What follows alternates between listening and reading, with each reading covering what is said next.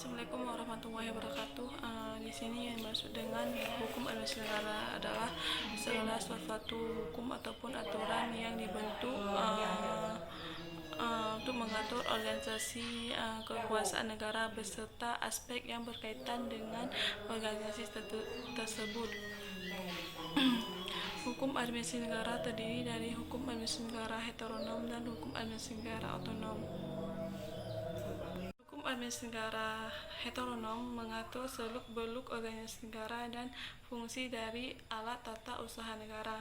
Sedangkan hukum administrasi negara otonom ini berasal dari keputusan pemerintah yang membentuk undang-undang yang harus dipatuhi dan ditaati.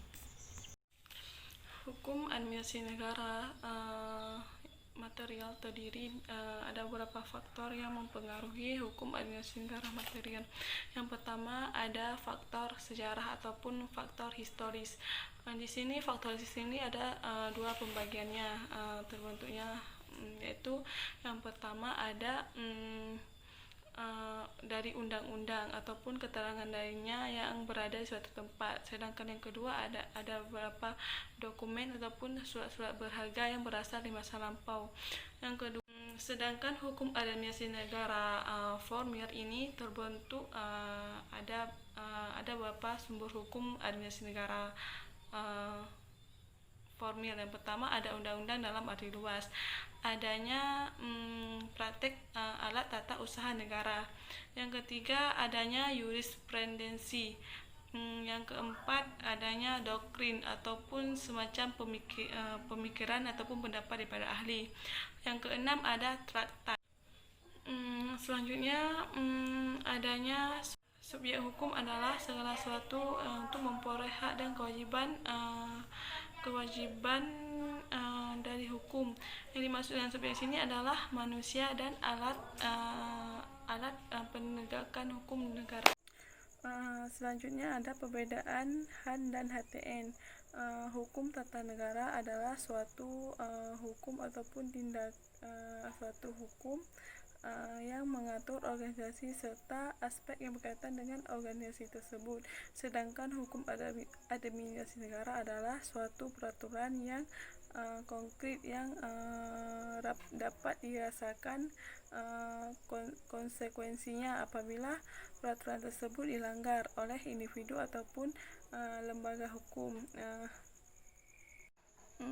Selanjutnya kalau dilihat HAN itu ada beberapa macam, ataupun HAN bisa juga disebut sebagai, kalau secara luas itu sebagai aturan yang mengatur kekuasaan publik. Sedangkan yang kedua adanya HAN sebagai lembaga yang mengatur alat tata usaha negara.